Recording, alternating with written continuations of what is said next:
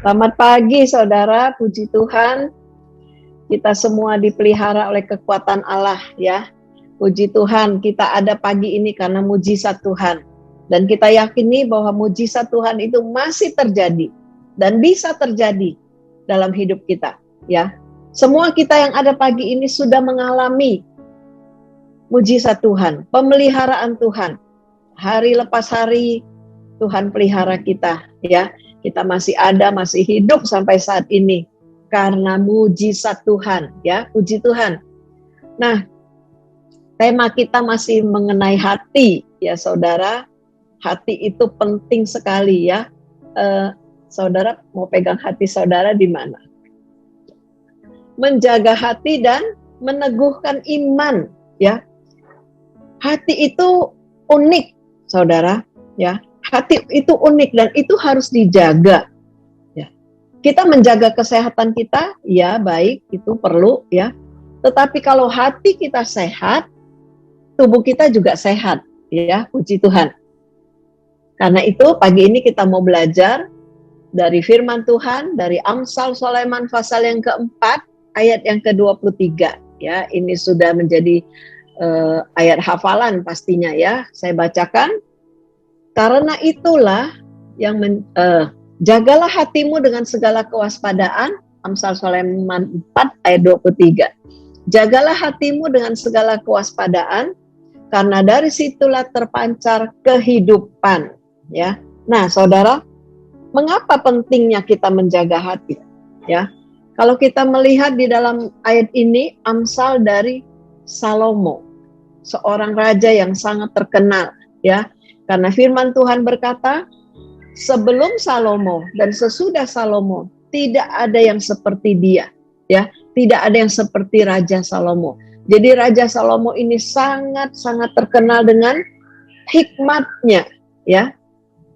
Dia masih muda pada waktu menjadi raja, dia cakep, ya, dia pintar, dia smart, ya, dia dipilih menjadi raja. Nah, ketika di dalam tidur ya, Tuhan datang kepadanya dan bertanya, Salomo, apa yang kau minta? Ya. Apapun yang kau minta, aku akan berikan kepadamu. Saudara lihat, begitu kasihnya Tuhan ya, begitu sayangnya Tuhan kepada seseorang yang sudah dipilih, seorang yang berkenan kepada Tuhan, yang hatinya ya, yang hatinya menyenangkan hati Tuhan. Yang hatinya berkenan kepada Tuhan. Tuhan katakan, apa saja yang kau minta Salomo. Ya. Tetapi Salomo, dia minta apa saudara? Tuhan katakan kalau engkau minta harta kekayaan, ya, dia tidak minta itu. Dia tidak minta lawan-lawannya, musuh-musuhnya itu untuk dibinasakan. Ya. Tapi dia minta apa? Dia minta hikmat. Dia katakan, aku masih muda, ya, memimpin bangsa yang besar ini, bahkan bangsa yang tegar tengkuk, ya. Jadi dia katakan, aku masih muda, aku belum berpengalaman, berikan aku hikmat, ya. Nah, karena itu di dalam kitab Amsal Sulaiman kita membaca banyak nasihat, ya. Kita membaca banyak petuah yang diberikan oleh Raja Salomo. Salah satunya, Salomo berkata, jagalah hatimu dengan segala kewaspadaan, karena dari situlah terpancar kehidupan. Ya, hati itu mengandung kehidupan, saudara. Ya, hati itu adalah pusat pikiran, ya, pusat perasaan, pusat kehendak manusia. Hati itu adalah sumber keinginan, pusat intelektual, ya. Hati itu adalah pusat kehidupan kita, ya. Kesadaran kita, berdoa, menyimpan sesuatu di dalam hati, ya. Dia pusat perasaan. Hati itu pusat perasaan. Ketika kita senang, ketika kita susah, kita sedih, kita takut, kita marah, ya. Itu pusat perasaan. Dan hati itu juga pusat kehendak manusia, ya. mau melakukan sesuatu, atau kita menolak sesuatu, merencanakan sesuatu, ya, itu semua terpusat di dalam hati. Nah, kalau Salomo berkata, jagalah, kata jagalah itu menunjukkan sesuatu yang penting, ya. Kalau kita berkata jaga ya, berarti sesuatu yang penting untuk dijaga. Hati itu tidak terlihat, saudara. Ya, bukan hati secara jasmani ya. Kita cari dia hati ada di sini. Hati secara tubuh ini juga harus kita jaga, ya.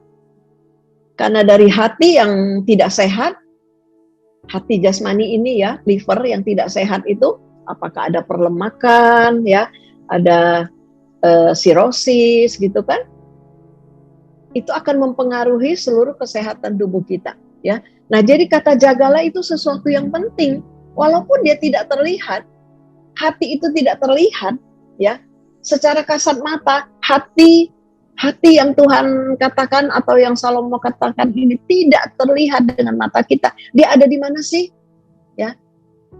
Tetapi dia dapat mengubah kehidupan kita, ya. Dia dapat menentukan jalan hidup kita.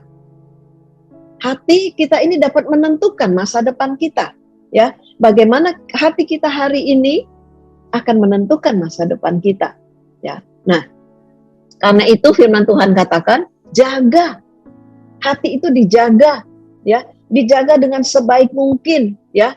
Karena kadang-kadang saudara, kita melihat ada orang yang hatinya baik. Ketika kita ketemu dia hatinya baik, ya. Dari mana kita lihat hatinya baik? Dia rendah hati, dia suka menolong, ya. Dia tidak egois, dia tidak menyimpan kesalahan orang, dia tidak mendendam, ya. Tetapi kadang-kadang kita kaget. Ketika kita ketemu lagi, dia sudah berubah. Apa yang berubah? Hati, ya. Hatinya menentukan masa depannya. Ketika kita melihat seorang anak bertumbuh baik, ya. Tetapi beberapa tahun kemudian kita mendengar, si itu begini, si itu begini. Perubahan terjadi mulai dari hati. Ya, hati yang tidak dijaga itu merubah kehidupannya. Nah, Salomo katakan apa, saudara? Harus dijaga dengan segala kewaspadaan. Segala kewaspadaan, ya. Jadi hati ini harus dijaga dengan kewaspadaan, dengan sangat-sangat diperhatikan, ya. Kewaspadaan, arti kata kewaspadaan itu menunjukkan kepada kita ada sesuatu yang mengancam, ya. Ada sesuatu yang mengancam hati kita, saudara. Apalagi hari-hari ini, kalau kita tidak menjaga hati kita, ada yang mengancam, ya. Ketika hati kita berpaut kepada Tuhan sepenuh hati, ada ancaman. Untuk apa? Menarik hati kita untuk menjauhi Tuhan, ya, untuk berpindah ke lain hati, ya, saudara. Kita melihat nanti di dalam firman Tuhan mengenai Salomo, ya. Dia membuat banyak amsal, ya, tetapi kehidupannya tidak bahagia, saudara, ya. Saya bacakan dalam 1 Raja pasal yang ke-8 ayat 61. 1 Raja 8 ayat 61 ini waktu pentahbisan Salomo, ya, menjadi raja. Dan hendaklah kamu berpaut kepada Tuhan Allah kita dengan sepenuh hatimu dan dengan hidup menurut segala ketetapannya dan dengan tetap mengikuti segala perintahnya seperti pada hari ini. Ya, ini ucapan Salomo pada waktu dia ditahbiskan menjadi raja. Nah, saudara lihat ucapannya, hendaklah kamu berpaut kepada Tuhan, ya. Yang kedua, dengan sepenuh hatimu, dengan hidup menurut segala ketetapannya. Yang ketiga, dengan tetap mengikuti segala perintahnya seperti pada hari ini. Ya, ada 3 hal yang disampaikan oleh Salomo kepada rakyatnya. Hendaklah kamu berpaut kepada Tuhan dengan sepenuh hati. Salomo berkata, hendaklah kamu berpaut kepada Tuhan dengan sepenuh hati, ya. Salomo juga dengan sepenuh hati berpaut kepada Tuhan pada waktu itu, ya saudara, pada waktu dia dilantik menjadi raja. Lalu dia katakan, hendaklah kamu hidup menurut ketetapannya, hendaklah kamu mengikuti segala perintahnya. Nah, sebagai anak-anak Tuhan, kita juga dianjurkan setiap kita beribadah kepada Tuhan, ya, untuk kita setia, untuk kita berpaut kepada Tuhan, ya, untuk kita selalu hidup menurut ketetapannya. Kita diajar untuk mengikuti segala perintahnya. Ya, itu yang harus kita lakukan dalam kehidupan kita setiap hari, dalam pengiringan kita kepada Tuhan. Tetapi kalau hari ini mungkin kita melihat, ya, ada banyak teman-teman kita atau ada banyak di luar sana orang yang tadinya setia, ya, 1 minggu itu mungkin bisa 8-9 kali ke gerejanya, ya, bukan hanya 7 kali. 1 minggu lebih dari 7 kali, ya. Tetapi pada kenyataannya menghadapi kondisi begini, dia berpaling dari Tuhan, ya. Marah sama Tuhan, tidak menerima kondisi yang sedang dihadapi, tidak lagi sepenuh hati, tidak lagi menurut ketetapan Tuhan, tidak lagi mengikuti segala perintahnya. Ada, saudara. Tapi kita bersyukur, jemaat GPDI Kasih Immanuel, semuanya kuat, ya. Semuanya kuat, semua tetap percaya kepada Tuhan. Luar biasa, tidak mudah, saudara, tidak mudah. Ya. Hanya untuk beribadah seperti ini tidak mudah, ya.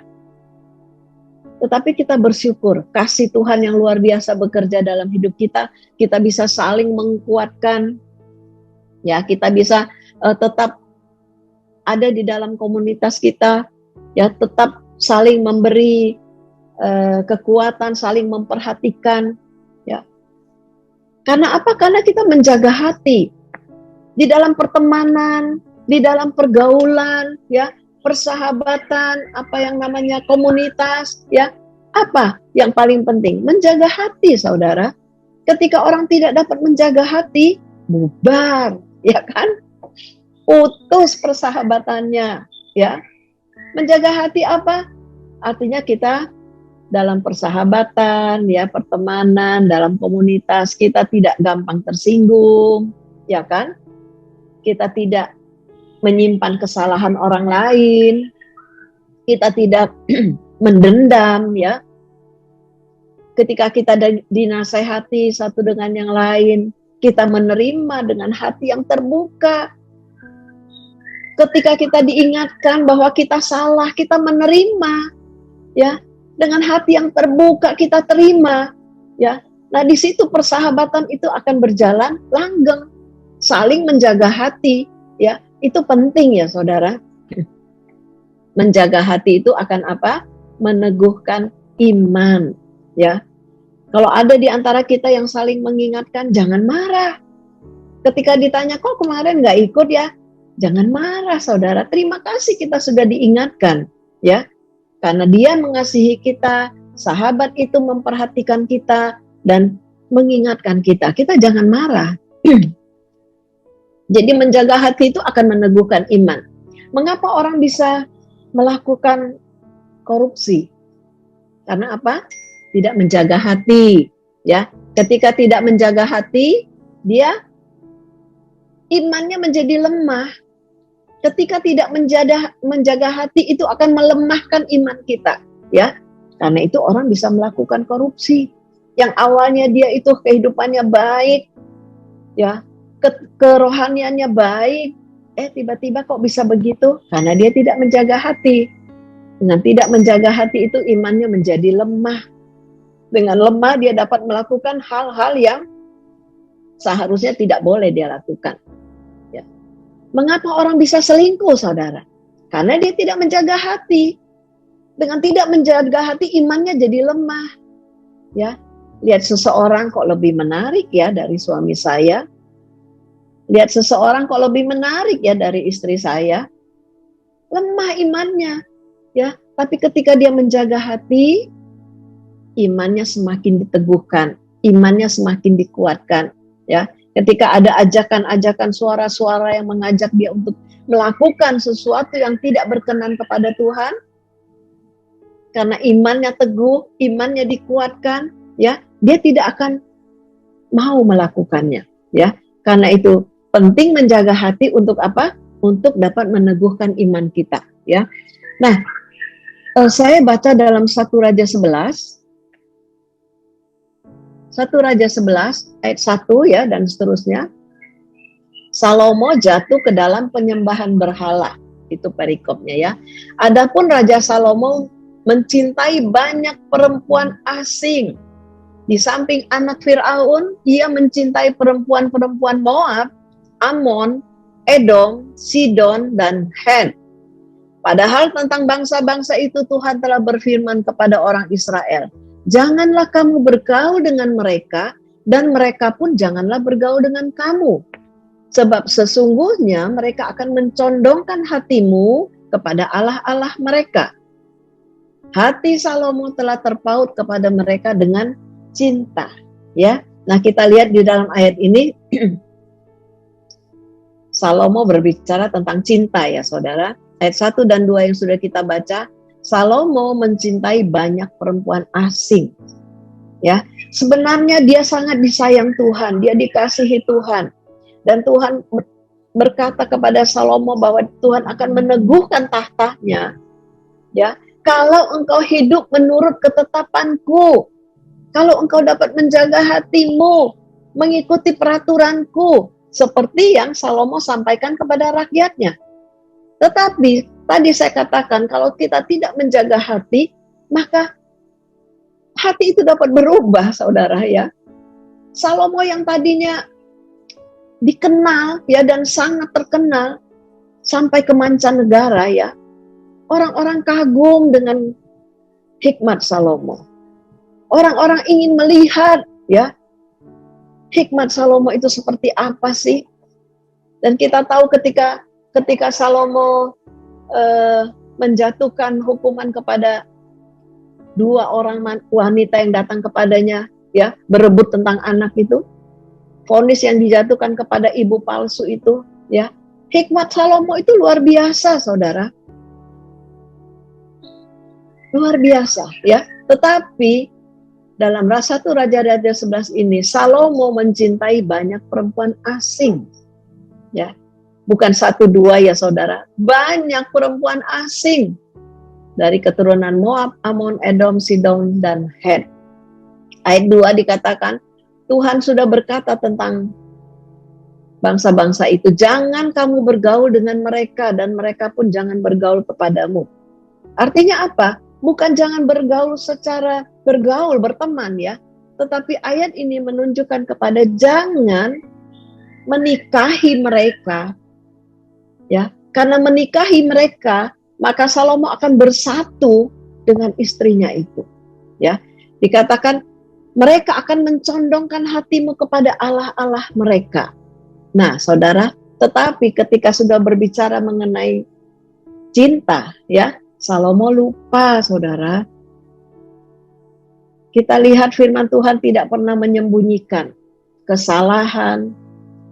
Ya, sekalipun dia raja yang terkenal, firman Tuhan tidak pernah menyembunyikan apa kesalahannya, apa kelebihannya. Supaya apa? Supaya kita belajar tentang hidup ini, ya. Supaya kita belajar dari kesalahan mereka dan kita tidak mengulangi kesalahan itu dalam hidup kita. Jangan bergaul, ya. Jangan bergaul dengan perempuan-perempuan asing itu, ya. Karena mereka akan mencondongkan hatimu kepada Allah-Allah mereka. Nah, saya juga ingatkan pagi ini kesempatan untuk anak-anak muda ya yang mengikuti ibadah kita pagi ini. Anak-anak muda yang belum mendapatkan pasangan hidup. Firman Tuhan katakan apa? Jangan bergaul dengan asing ya. Asing itu artinya apa? Yang tidak percaya kepada Tuhan. Ya, sedapat mungkin kalian harus mendapatkan yang satu iman ya. Yang punya percaya yang sama ya, karena apa? Karena dikatakan mereka akan mencondongkan hatimu kepada Allah-Allah mereka ya. Sangat mudah bagi wanita-wanita ya, atau istri-istri yang menikah dengan orang yang percaya. Sangat mudah untuk istri itu mengambil hati suaminya, ya, membawa hati suaminya kepada Tuhan mereka. Ya, karena itu ayat ini sebenarnya sudah berulang-ulang dikatakan. Jangan kamu bergaul, ya. Nah, anak-anak muda ingat ya, ketika mencari pasangan hidup, pastikan ya bahwa kalian mendapatkan yang percaya kepada Tuhan, yang takut kepada Tuhan, ya, yang dapat memimpin, membawa kehidupan kalian itu kepada satu kehidupan yang lebih baik, ya, karena dalam pernikahan itu, itulah awal dari kehidupan. Menua bersama-sama, ya kan? Menua bersama-sama dengan seseorang yang Tuhan berikan, yang punya iman yang sama, ya, itu akan membawa kita kepada satu kebahagiaan, ya. Puji Tuhan. Jadi ingat ya anak-anak muda, jangan cuma asal dapat, ya. Jangan seperti Salomo. Salomo dia mengingatkan kepada rakyatnya, tetapi dia sendiri berpaling. Dia sendiri tidak lagi sepenuh hati, ya. Dia sendiri tidak lagi berpaut kepada Tuhan. Nah, saya bacakan ayat yang ketiga. Ia mempunyai 700 istri dari kaum bangsawan dan 300 gundik. Istri-istrinya itu menarik hatinya daripada Tuhan. Ya. Ini luar biasa saudara, Raja Salomo. Dia bukan hanya terkenal karena hikmatnya, tetapi dia terkenal karena kecakapannya untuk menarik hati wanita. Ya. Berapa istrinya saudara? 7, bukan 7 orang, bukan 70, 700 orang saudara, istri ya, itu istri. Dikatakan dari kaum bangsawan. Coba, ya, 700 orang istri-istrinya itu dari kaum bangsawan. Dia tidak puas. Dia masih mengambil berapa? 300 gundik. Ya. Wow. Salomo punya 1000 orang yang mengelilingi dia. Ya. Dia punya 1000 orang yang harus dia perhatikan. Dia punya 1000 mulut yang harus dia dengar ucapannya. Kalah saudara. Salomo kalah ya.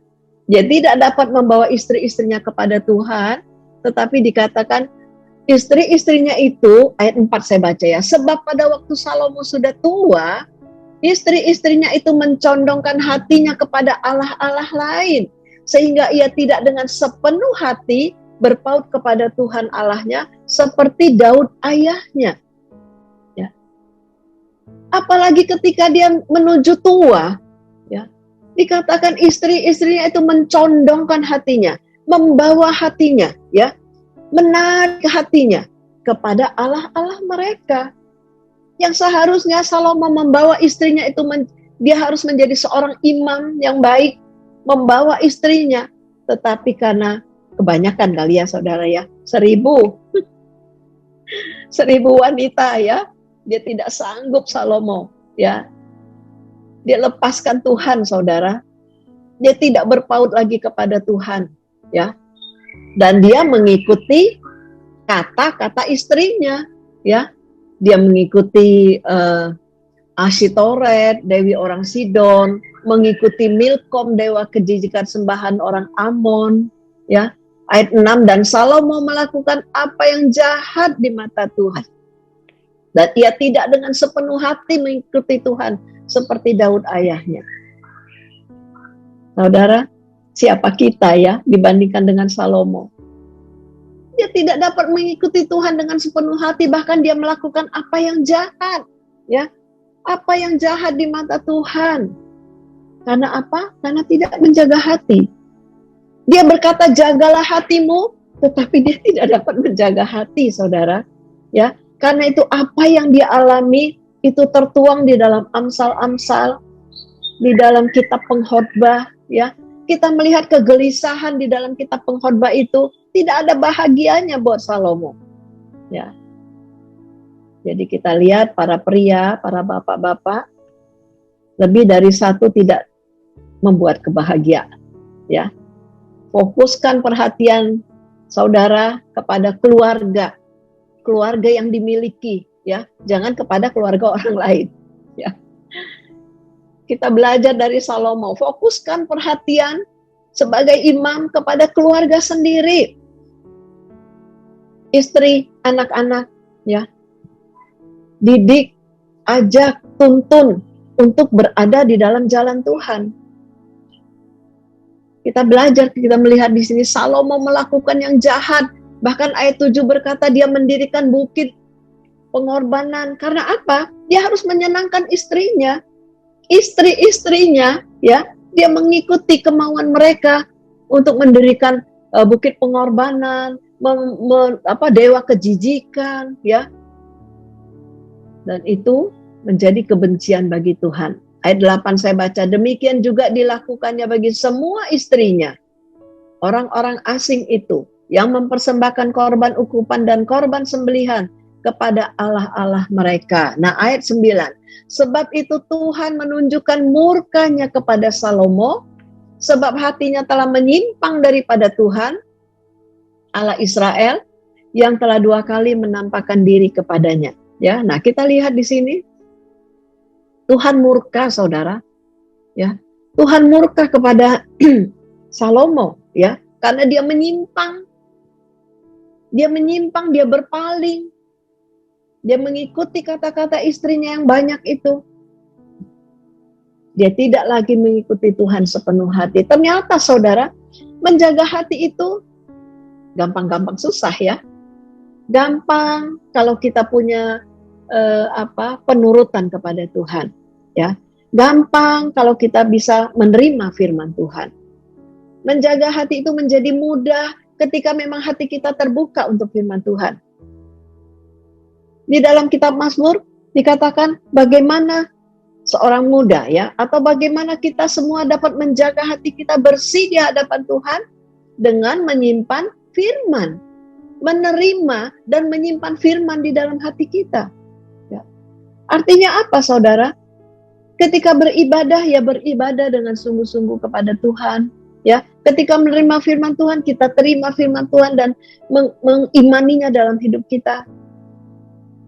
Supaya apa? Supaya kita dapat menjaga hati kita ini tetap lurus kepada Tuhan.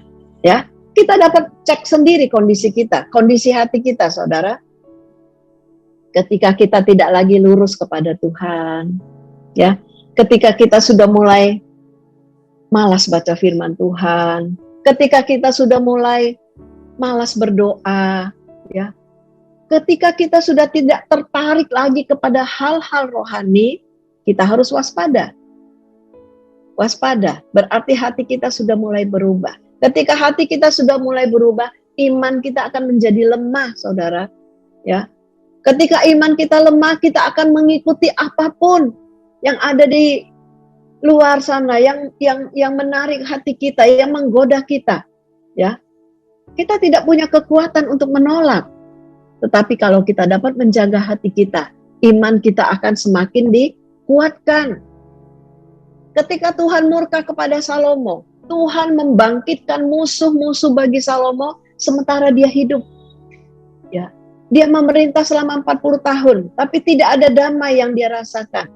Karena Tuhan membangkitkan musuh-musuhnya. Ya, saudara baca dalam ayat-ayat dari 1 Raja pasal 11 itu. Tuhan membangkitkan musuh-musuh. Artinya Tuhan membangkitkan pengganggu dalam kehidupannya. Ya.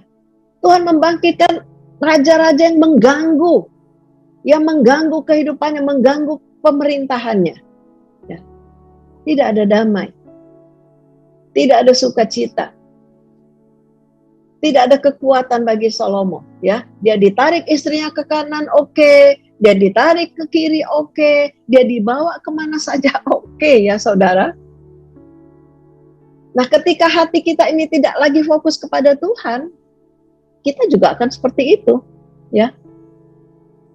Apa aja yang ditawarkan kepada kita, oke, ya, nggak masalah, nggak ada yang lihat kok, Tuhan jauh, ya kan? Nah, jadi kita lihat ya saudara, kalau kita membaca mengenai Salomo ya, sampai tuanya, sampai matinya, kita juga tidak mendapatkan bahwa dia berpaling kepada Tuhan. Tidak ada ayat menunjukkan satu waktu dia datang minta ampun, bertobat kepada Tuhan. Ya, semakin dia tua, dia semakin lemah, tubuhnya semakin lemah, hatinya juga semakin lemah. Nah, karena itu kita harus menjaga hati ini ya, dengan segala kewaspadaan. Tadi saya katakan waspada itu artinya ada ancaman ya. Banyak ancaman di luar sana saudara, banyak yang mau mengambil hati kita ya. Hati-hati, banyak yang mau mengambil hati kita. Artinya apa? Melemahkan iman kita. Ya, kalau hati kita sudah terganggu, seluruh tubuh pun akan terganggu ya. Kesehatan seluruh tubuh kita akan terganggu. Demikian juga hati kita ya. Kalau dia sudah terganggu, hati kita percaya kita kepada Tuhan, iman kita akan terganggu, kita pun akan menjadi lemah. Nah, bagaimana kita bisa sepenuh hati kepada Tuhan? Ya, ada satu ayat dalam Yosua pasal 24, Yosua 24 ayat yang ke-15. Tetapi jika kamu anggap tidak baik untuk beribadah kepada Tuhan, pilihlah pada hari ini kepada siapa kamu akan beribadah.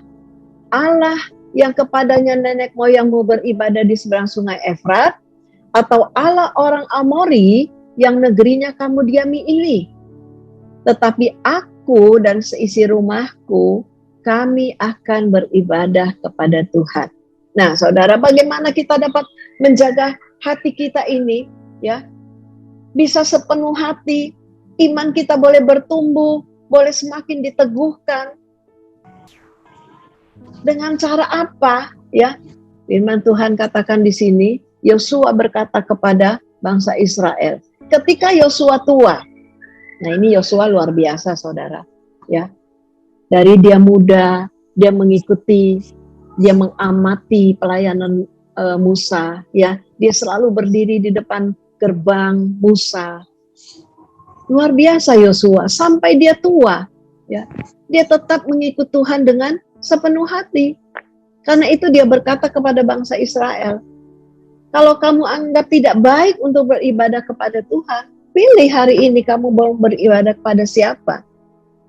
Tetapi aku, Yosua katakan ya, aku dan keluargaku, aku dan seluruh keluargaku, kami akan tetap beribadah kepada Tuhan. Nah, saya ingin katakan saudara, untuk menjaga kita dapat sepenuh hati, ya, kita perlu dalam satu keluarga itu bersama-sama ada di dalam Tuhan, ya. Kita perlu dalam satu keluarga itu saling support, ya. Bapak, ibu, anak-anak, kita saling mendukung, ya, untuk ada di dalam satu ibadah. Sebaiknya sebenarnya begitu, ya. Ketika istri berpaling beribadah ke tempat yang lain, ya, lalu suami ditinggal, akan terjadi masalah, saudara. Ya, saya ingat selalu kata-kata dari Ibu Betty. Dia ingin suaminya ada. Ketika beribadah dia ingin suaminya ada di sampingnya dia, ya. Bukannya dia ke sini, suami ke sana, bukan, ya. Nah, kita semua harusnya seperti itu, seperti Yosua katakan, aku dan seluruh keluargaku, ya. Bapak-bapak sebagai imam, pimpin keluarga untuk selalu ada di dalam Tuhan, ya. Kalau bisa beribadah bersama-sama itu bahagia sekali, saudara. Ya, apalagi sekarang kita ibadahnya di rumah kan. Ayo kamu ngikutlah. Ayo tinggal duduk di sampingku atau di belakangku, ya kan? Tetapi ketika kita beribadah, ya, tapi tidak ada keluarga. Ada keluarga tapi mereka masing-masing. Saya tahu hati setiap ibu-ibu pastinya sedih, ya. Nah, kita lihat Yosua berkata, aku dan seluruh keluargaku. Yosua ini memimpin seluruh keluarganya untuk beribadah dan melayani Tuhan itu bersama-sama. Ya, penting sekali, saudara. Saya tidak katakan ketika kan ada orang yang bilang, kan sama aja tante, ya, ibadah di sana, ibadah di sini sama aja. Tapi firman Tuhan katakan apa di dalam Mazmur 133 ya, coba saya baca Mazmur 133. Hanya 3 ayat ini luar biasa, saudara. Nyanyian ziarah Daud, sungguh alangkah baiknya dan indahnya saudara apabila saudara-saudara diam bersama dengan rukun. Bagaimana bisa rukun, saudara? Satu ke kiri, satu ke kanan, satu ke depan, satu ke belakang. Ya, ketika bertemu akan saling cerita. Tadi saya begini. Lalu akan terjadi apa? Yang saya pernah dengar, ya. Akhirnya yang satu bilang, gereja kamu begini, pendeta kamu begini, ya. Pelayanan tempat kamu, di gereja saya oke loh. Saya rasa sedih begitu, ya. Karena Tuhan tidak pernah mengajar begitu. Ya. Tuhan tidak mengajar untuk membanggakan satu hal yang lahiriah, ya. Satu gereja yang megah, satu alat musik yang bagus, yang mahal-mahal, ya. Hati, ya. Tuhan membanggakan hati, saudara. Nah, alangkah indah, alangkah baiknya dan indahnya saudara-saudara diam bersama dengan rukun. Ayat 2. Seperti minyak yang baik di atas kepala meleleh ke janggut Harun dan ke leher jubahnya. Ya, dari imam. Minyak yang baik itu ada di atas kepala imam. Ya, saudara sebagai kepala keluarga, bapak-bapak menjadi imam. Minyak yang baik itu ada di atas kepala. Lalu meleleh ke janggut Harun dan ke leher jubahnya. Ayat 3. Seperti embun gunung Hermon yang turun ke atas gunung-gunung Sion. Ya, ini minyak ini seperti embun menetes ke atas gunung-gunung Sion. Sion berbicara tentang kita semua, anak-anak Tuhan. Sion berbicara tentang gereja Tuhan. Ya. Sebab kesanalah Tuhan memerintahkan berkat kehidupan untuk selama-lamanya. Tuhan memerintah kesanalah kemana? Ke tempat yang rukun, ke tempat yang saudara-saudara diam bersama dengan rukun. Ya, ke sana berkat itu diperintahkan. Ke sana minyak yang baik itu, tetes-tetes seperti embun itu, ya. Diturunkan, dialirkan kemana? Ke sana, ke tempat yang diam bersama dengan rukun, ya. Berkat itu apa, saudara? Kehidupan untuk selama-lamanya. Ya. Nah, karena itu pagi ini mari menjaga hati, ya. Mari menjaga hati untuk dapat meneguhkan iman kita. Mari menjaga iman kita untuk dapat menjaga hati. Keduanya saling terkait, ya. Ketika kita punya iman, hati kita juga menjadi kuat. Ketika ada godaan, nggak tertarik, saudara. Ya, kalau hati kita kuat, iman kita juga kuat, ya. Iman kita tidak dilemahkan. Kalau ada yang menarik kita untuk pindah ke lain hati, enggak. Kita kuat karena iman kita kuat, ya. Nah, biarlah firman Tuhan pagi ini menjadi berkat bagi kita semua untuk dapat meneguhkan hati kita, menjaga hati kita, ya, dengan segala kewaspadaan, ya. Keluarga dan keluarga saling menjaga. Ketika bapak mulai imannya lemah, istri akan memberi kekuatan, ya, akan mengkuatkan. Ketika anak mulai malas, orang tua akan mengingatkan, ya, akan mensupport, akan mendukung. Ayo kembali kepada kasih yang semula, ya. Puji Tuhan, Tuhan memberkati kita semua. Tuhan kita luar biasa. Dia akan menolong kita, memelihara kita, ya, Sepanjang kehidupan kita, kita percaya. Jangan seperti Salomo ya saudara. Diawali dengan hal yang baik. Punya niatan yang baik sebenarnya Salomo memang ya. Setiap kita juga pasti punya niatan yang baik. Tetapi kalau kita tidak menjaga hati kita akan dicondongkan kepada hal-hal yang membawa kita di luar Tuhan ya. Nah, puji Tuhan, Tuhan memberkati kita semua. Mari kita berdoa. Bapa di dalam sorga, di dalam nama Tuhan Yesus Kristus, kami datang kepadamu Tuhan. Pada pagi hari ini kami datang mengucap syukur untuk ibadah kami bersama-sama di dalam keluarga, di dalam rumah kami masing-masing. Tuhan, biarlah kami dapat membawa seluruh keluarga kami berada di dalam Tuhan. Kami dapat tinggal dengan baik, dengan rukun, saling mengasihi, saling mendukung, saling mengingatkan. Kami percaya Tuhan, minyak yang baik itu bagaikan tetes-tetes embun dari Hermon akan mengalir turun ke dalam kehidupan tiap-tiap keluarga pagi hari ini. Berikan damai sejahtera-Mu bagi kami semua Tuhan. Melewati hari-hari yang sulit ini, kami percayakan kepada Engkau. Untuk saudara-saudara kami yang lemah, Tuhan kuatkan mereka. Yang sakit, Tuhan jamah sembuhkan mereka Tuhan. Yang dalam masalah, Tuhan datang memberikan jalan keluar. Sebab Engkaulah satu-satunya Allah yang menjadi sandaran kami. Engkau tetap dapat melakukan mujizat dalam setiap kehidupan kami. Terima kasih Bapa. Berkatilah setiap anak-anak-Mu yang sudah mengikuti ibadah ini. Beri mereka selalu sukacita, kekuatan dan kesehatan. Memberkati dalam segala usaha, mata pencaharian dan pekerjaan mereka. Terima kasih Bapa. Terima kasih di dalam nama Tuhan Yesus Kristus kami berdoa. Haleluya. Amin.